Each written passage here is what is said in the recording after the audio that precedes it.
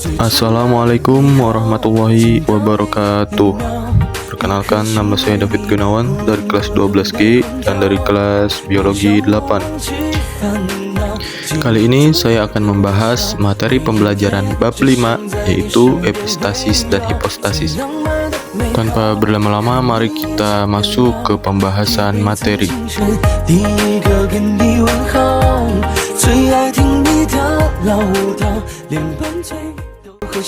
Yang pertama yaitu pengertian epistasis dan hipostasis. Epistasis adalah sebuah interaksi antara dua atau lebih gen yang menghasilkan fenotip yang berbeda dari yang diharapkan dengan melibatkan peran langsung dan tak langsung dari gen-gen tersebut. Epistasis dapat menghambat atau menggagalkan efek dari gen-gen lain dengan mengontrol suatu karakteristik tertentu. Sementara itu, hipostasis adalah waktu suatu gen atau alel tertentu tidak terlihat pada fenotip seseorang karena gen di lokus lain menutupi atau menggantikannya, sehingga gen tertentu tidak dapat mengekspresikan diri. Hipostasis sering muncul dalam interaksi gen-gen yang memberikan efek yang bertentangan atau berlawanan. Jadi, intinya epistasis adalah interaksi antara gen-gen yang menghasilkan fenotip yang berbeda, sementara hipostasis adalah kondisi di mana gen tertentu tersembunyi oleh gen lain dalam mengendalikan ekspresi fenotip. Berikutnya kita masuk pembahasan yang lebih detail, yaitu pembahasan penyimpangan semu, yaitu epistasis dan hipostasis. Di sini yang dimaksud dengan epistasis yaitu gen yang menutupi, sedangkan hipostasis yaitu gen yang ditutupi. Jika keduanya bertemu, maka yang terlihat hanya epistasisnya saja, karena hipostasisnya tertutupi. Untuk contoh pada persilangan pada bawang Allium sp, yaitu untuk A besar berwarna merah bersifat epistasis, A kecil berwarna putih, B besar berwarna kuning. Untuk hipostasis, B kecil berwarna hijau. Parentalnya yaitu A besar, B kecil untuk warna merah disilangkan dengan A kecil dan B besar untuk warna kuning. Maka akan menghasilkan F1, yaitu A besar, A kecil, B besar, B kecil. Untuk genotipnya heterozigot dan untuk fenotipnya berwarna merah. Nah, di sini A besar yang bersifat dominan bertemu dengan B besar yang bersifat dominan juga, dan keduanya bertemu, tetapi yang muncul adalah warna merah. Karena warna merah bersifat epistasis, jadi warna kuning pada gen B besar tertutupi dengan warna merah. Jika yang ditanyakannya adalah F2, maka A besar, A kecil, B besar, B kecil disilangkan dengan A besar, A kecil, B besar, B kecil dengan fenotipnya yang berwarna merah juga. Untuk fenotipnya, karena yang disilangkan adalah sesama heterozigot, maka akan menghasilkan rasio berbanding 3:1. Dan untuk lebih jelasnya, perhatikan gambar berikut. 3A besar untuk warna merah dan 1A kecil untuk warna putih, 3B besar untuk warna kuning, dan 1B kecil untuk warna hijau. Di sana 3A besar bertemu dengan 3B besar, maka dikalikan akan menghasilkan 9. Dan A besar bertemu B besar, karena A besar bersifat epistasis, maka menghasilkan warna merah. Dan yang bawah 3A besar bertemu 1B kecil, maka menghasilkan angka 3. Dan yang bersifat dominan yaitu A besar, karena epistasis, maka yang dihasilkan adalah warna merah juga. Dan berikutnya yaitu 1A kecil bertemu dengan 3B besar, karena B besar yang bersifat dominan, maka menghasilkan warna kuning. Dan yang bawah yaitu 1A kecil bertemu dengan 1B kecil, maka menghasilkan warna putih.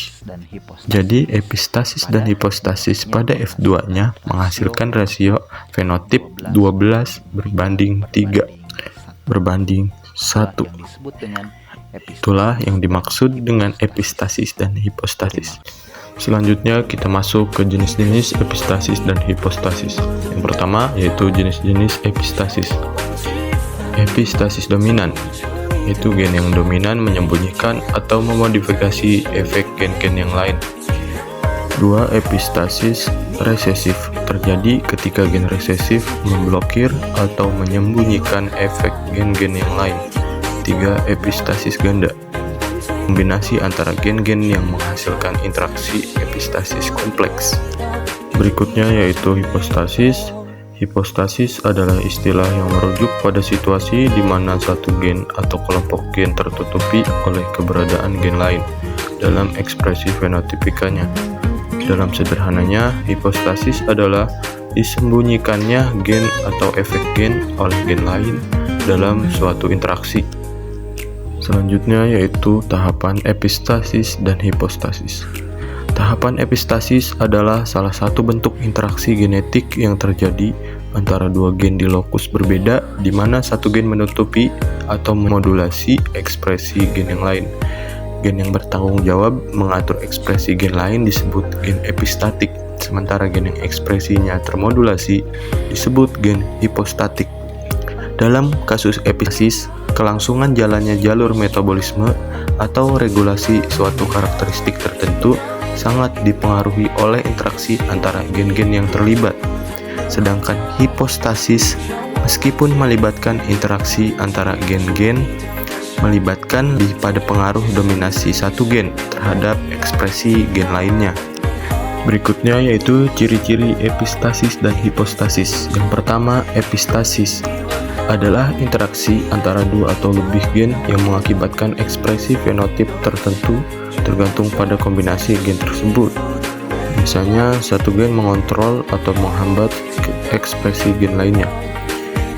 Hipostasis adalah ketika satu gen meredam atau menekan ekspresi gen lainnya, menghasilkan fenotip tertentu yang didominasi oleh gen tersebut.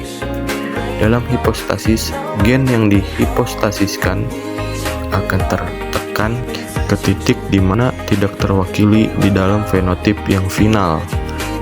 Selanjutnya, tujuan epistasis dan hipostasis. Yang pertama, tujuan epistasis antaranya membantu memahami interaksi gen dalam struktur dan evolusi, membantu memahami kerentanan terhadap penyakit manusia, membantu memahami bagaimana mutasi berinteraksi dan membentuk evolusi, dan sebagainya. Sedangkan tujuan hipostasis adalah kegagalan suatu gen untuk menghasilkan efek, biasanya ketika digabung dengan gen lain yang bersifat epistatik terhadapnya. Lanjut kita masuk ke kelebihan dan kekurangan epistasis dan hipostasis. Epistasis, kelebihannya yaitu memungkinkan variasi genetik yang kompleks dan beragam dalam populasi, dapat memberikan informasi yang berharga tentang interaksi gen-gen dalam pengaturan sifat-sifat tertentu. Kekurangannya yaitu sulit untuk diidentifikasi dan dipelajari karena efek epistasis seringkali bersifat kompleks dan tidak linear, dapat menyulitkan dalam pemodelan dan interpretasi data genetik. Berikutnya hipostasis, kelebihannya yaitu membuat analisis genetik lebih sederhana dengan memungkinkan pengelompokan gen ke dalam jalur-jalur yang lebih mudah dipahami.